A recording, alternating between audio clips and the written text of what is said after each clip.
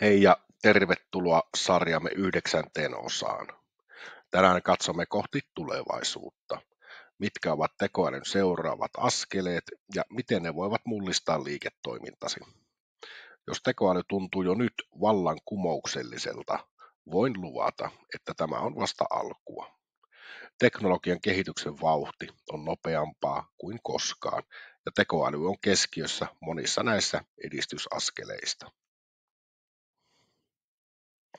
Yksi tärkeimmistä trendeistä on generatiivinen tekoäly, joka on jo nyt muuttanut tapaa, jolla luomme sisältöä. Olemme nähneet, kuinka tekoäly voi luoda kuvia, tekstiä, musiikkia ja videoita, mutta mitä seuraavaksi? Tulevaisuudessa nämä työkalut kehittyvät entistä intuitiivisimmiksi ja monipuolisemmiksi. Kuvittele, että markkinointitiimisi voisi luoda täysin räätälöidyn kampanjan sisältäen tekstin, grafiikat, videot ja jopa personoidut asiakasviestit vain muutamassa tunnissa. Aika, joka aiemmin vei viikkoja, voidaan nyt käyttää luovuuden ja strategian hiomiseen.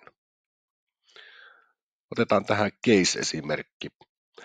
Kansainvälinen muotibrändi käytti tekoälyn suunnittelemaan uuden vaatemalliston perusideat.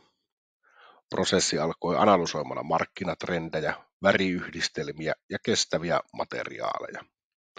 Tekoäly loi perustan mallistolle, jota ihmissuunnittelijat sitten viimeistelivät. Lopputuloksena oli innovatiivinen ja vastuullinen mallisto, joka vietiin markkinoille huomattavasti nopeammin kuin perinteisellä prosessilla olisi ollut mahdollista. Toinen merkittävä kehityssuunta on tekoälyn ja automaation syvempi integrointi liiketoimintaprosesseihin. Tekoäly ei ole enää vain työkalu. Siitä tulee liiketoiminnan hermokeskus, joka optimoi prosesseja reaaliaikaisesti. Esimerkiksi toimitusketjujen hallinnassa tekoäly voi ennakoida kysyntää, optimoida varastot ja reitittää toimitukset mahdollisimman tehokkaasti. Ajattele, kuinka tällainen järjestelmä voisi paitsi vähentää hävikkiä ja kuluja, myös parantaa asiakaskokemusta, kun tuotteet saapuvat nopeammin ja tarkemmin ajoitettuna. Yksi merkittävä kehityssuunta on tekoälyn vaikutus terveysalaan, missä sen mahdollisuudet ovat lähes rajattomat. Kuvittele tekoäly, joka analysoi lääketieteellisiä kuvia sekunneissa, huomaten yksityiskohtia, joita ihmisen silmä ei edes havaitse. Tai henkilökohtaisia terveysohjeita antavia sovelluksia, jotka perustuvat käyttäjän genetiikkaan ja elämäntyyliin. Mutta terveysala ei ole ainoa hyötyjä. Yritykset voivat myös hyödyntää tekoälyä työntekijöidensä hyvinvoinnin tukemisessa. Tästä on hyvä esimerkki. Yksi työterveyspalveluja tarjoava yritys kehitti tekoälypohjaisen sovelluksen, joka analysoi työntekijöiden käyttäytymistä ja työrutiineja. Sovellus havaitsi varhaisia merkkejä mahdollisesta uupumuksesta ja ehdotti tukitoimia, kuten työajan joustoa tai palauttavia harjoituksia. Tämän ansiosta sairauspoissaolot vähenivät huomattavasti ja yrityksen ilmapiiri parani merkittävästi. Tulevaisuus ei kuitenkaan ole ilman haasteita. Yksi suurimmista kysymyksistä on lainsäädäntö.